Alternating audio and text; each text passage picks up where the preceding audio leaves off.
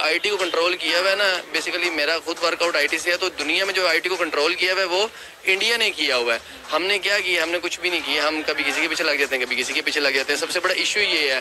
सबसे पहले तो साइंस एंड टेक्नोलॉजी में इंडिया अपने हमारे साथ तो कंपैरिजन तो बनता नहीं है। टॉप 5 जो वर्ल्ड के टॉप नेशंस हैं उनमें इंडिया भी शामिल है और रशिया भी is one of them. Nuclear powers की बात की जाए तो उनमें भी ये दोनों शामिल है। देखिए यहाँ पे जो सबसे बड़ा इशू है ना दुनिया में, जो एक वेपन है उसका नाम है एजुकेशन है, जो कि वो हमारे पास नहीं है। अगर आप इंडिया जाएंगे वहाँ पे वो उनको एजुकेशन दे रहे हैं, अगर आप अमेरिका जाएंगे वहाँ एजुकेशन दे रहे हैं वो उनको। अब लाइक जैसे इसमें है ना कि हर कंट्री जो है ना अपने प्रॉफिट्स और लॉस को देखता है। अब जैसे इसलिए इंडिया ने अपना हमेशा प्रॉफिट देखना है। देखिए इंडियंस जो है ना, बेसिकली मोदी एक लीडर है। वो इसलिए लीडर है कि वो लड़ रहा है, हालांकि उधर सिख भी है, मुस्लिम भी है, बट वो जो वर्किंग कर रहा है ना वो सिर्फ कर रहा है इंडियंस के लिए वर्किंग कर रहा है। वहाँ पे खाली यूट्यूबर्स ही करना, पाकिस्तान की इकोनॉमी के से भी काफी आगे यूट्यूबर्स कमा रहे हैं। और यहाँ पे आप देख लें कि यूट्यूबर्स के लिए आए दिन कोई ना कोई नया बैन आ जाता है। अब इंडिया एक ऐसा कंट्री है जो हर चीज की रॉ मटेरियल जनरेशन कर रहा है, ठीक है। हमारे पास रॉ मटेरियल और अदर जनरेशन कुछ भी नहीं है। हम एनर्जी क्राइसिस से बाहर ही निकल पा रहे। नमस्कार वंदे मातरम मित्रों, ग्रेट इंडिया अपडेट में स्वागत है। मित्रों, हमें पता है कि भारत और रूस सच्चे मित्र हैं। वे हमेशा एक दूसरे का साथ देते हैं और दोनों का विकास के लिए सहयोग करते हैं। अभी खबर आई है कि इंडिया और रूस मंगलयान बना रहे हैं। इस खबर को लेकर पाकिस्तानी मीडिया पाकिस्तानी पब्लिक से राय ले रहे हैं। तो चलिए आरंभ करते हैं और देखते हैं पाकिस्तानी पब्लिक क्या राय दे रहे हैं। इंडिया और रूस जो है वो मार्स एयरक्राफ्ट रेडी करने जा रहे हैं, तो आइए जानते हैं इस पर पाकिस्तानी अवाम का क्या कहना है।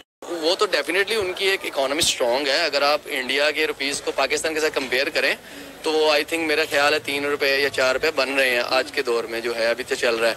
तो इसलिए क्योंकि उनके पास देखें बजट है, उनके पास एक इकोनॉमी है, उनके पास मैनेजमेंट है। देखिए यहाँ पे जो सबसे बड़ा इशू है ना दुनिया में, जो एक वेपन है उसका नाम है एजुकेशन है, जो कि वो हमारे पास नहीं है। अगर आप इंडिया जाएंगे वहाँ पे वो उनको एजुकेशन दे रहे हैं, अगर आप अमेरिका जाएंगे वहाँ एजुकेशन दे रहे हैं वो उनको।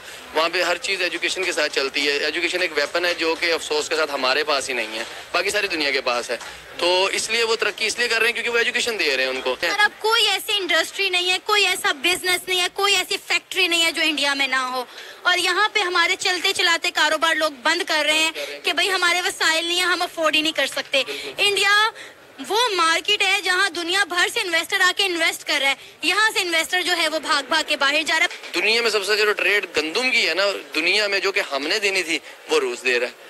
गैस की जो सप्लाई हमने देनी थी वो रूस दे रहा है। तो डेफिनेटली वो इंडियंस है, वो अपनी पब्लिक के लिए वर्कआउट करते हैं, तो वो कर रहे हैं, उसके लिए काम भी कर रहे हैं। सिर्फ रशिया नहीं है, सिर्फ रूस नहीं, उनके तमाम कंट्री के साथ टर्म्स बहुत अच्छे हैं। सबसे पहले तो साइंस एंड टेक्नोलॉजी में इंडिया अपने हमारे साथ तो कंपैरिजन तो बनता नहीं है। टॉप 5 जो वर्ल्ड के टॉप नेशंस हैं उनमें इंडिया भी शामिल है और रशिया भी is one of them. As आप किसी न्यूक्लियर पावर्स की बात की जाए तो उनमें भी ये दोनों शामिल है और इन्होंने वक्त के तकाजे के मुताबिक अपने आप को ढाला और ये बड़े इंपोर्ट जाइंट्स बने और वर्ल्ड की जो टॉप इंपोर्ट है, इवन G20 के दोनों मेंबर्स भी हैं। और इसके बाद साइंस एंड टेक्नोलॉजी में न्यू माइलस्टोन सेट कर रहे हैं, अपने ट्रेड को बढ़ा रहे हैं। कंट्री अपनी जो फॉरेन रिजर्व्स हैं, अपनी इकोनॉमी को मजीद स्ट्रॉन्ग करने के लिए एक दूसरे का साथ दे रहे हैं। इवन के इस टाइम रशिया क्राइसिस में है, उस पर इकोनॉमिक सैंक्शंस है यूरोप और अमेरिका USA की तरफ से। लेकिन उसके बावजूद वो इस तरह के स्टेप्स ले रहा है जो कि मजीद थोड़ा आगे जाके उनकी आने वाली नेशन को फ़ायदा देंगे और वो अपनी आने वाली नेशन के लिए मजीद जो गोल्स हैं वो हायर स्टैंडर्ड्स उनके सेट कर रहे हैं। अब लाइक जैसे इसमें है ना कि हर कंट्री जो है ना अपने प्रॉफिट्स और लॉस को देखता है। अब जैसे इसलिए इंडिया ने अपना हमेशा प्रॉफिट देखना है।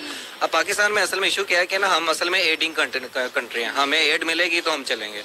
लेकिन जो इंडिया को अगर आप देखें वो अपनी सेल्फ ग्रोइंग है, उसमें जो सनती शोबा है, IT सेक्टर्स ले लें, कहीं भी है ना वो बहुत ज़्यादा ग्रो कर रहा है। लेकिन इन्हीं सेंड में हम लेना तो हमारा क्या है कि हमें एड मिलेगी तो हमारा कंट्री चलेगा। हम नहीं एड लेंगे उसके लिए, उसको उतारने के लिए फिर नहीं एड लेंगे। हमारा मुल्क जो है ना वो एड पे चल रहा है और दूसरे ममालिक जो है वो ट्रेड पर चल रहे हैं, अपने बिजनेस से आइडिया से आगे लेके जाते हैं। लाइक जैसे आपने ये मार्स एयरक्राफ्ट की बात की है ना, उसमें उनका वही है ना फायदा, उन दोनों का इसमें इटसेल्फ ना इंडिया को ना रशिया को, उन दोनों का आपस में फायदा होना है। तो अमेरिका भी इसमें नहीं कुछ कर सकता, वो क्या करेगा, क्योंकि उसको अपने भी फायदे में अब देखने हैं। अब वो एक तरफ तो नहीं, अब पाकिस्तान में क्या उनसे फायदा होता है कि ना बस ये है कि उनको पैसे दे दिए गए हैं, पैसे दे दिए हैं और चला लेना, कर्जा ले लिया, हमने कर्जे लेने हैं तो हमने चलना है। हमारा इटसेल्फ अभी तक कोई सनती शोभा या कोई भी ना ग्रो नहीं कर रहा जो हम कोई इनोवेशन कर रहे हो। लेकिन उनके बिजनेस ऐसे आइडियाज में होने चाहिए कि जो आईटी सेक्टर्स को हमारे प्रमोट करें। हम लोग, मैं जाके वहाँ पे जॉब कर रहा हूँ, हम जैसे आप जैसे वहाँ पे जॉब करें। अब आप यूट्यूबर्स ही देख लें, वहाँ पे खाली यूट्यूबर्स ही करना पाकिस्तान की इकोनॉमी के से भी काफ़ी आगे यूट्यूबर्स कमा रहे हैं। और यहाँ पे आप देख लें कि यूट्यूबर्स के लिए आए दिन कोई ना कोई नया बैन आ जाता है, कोई ना कोई नया बैन आ जाता है, तो ये होता रहता है। अब इंडिया एक ऐसा कंट्री है जो हर चीज़ की रॉ मटेरियल जनरेशन कर रहा है, ठीक है। हमारे पास रॉ मटेरियल और अदर जनरेशन कुछ भी नहीं है, हम एनर्जी क्राइसिस से बाहर ही नहीं निकल पा रहे।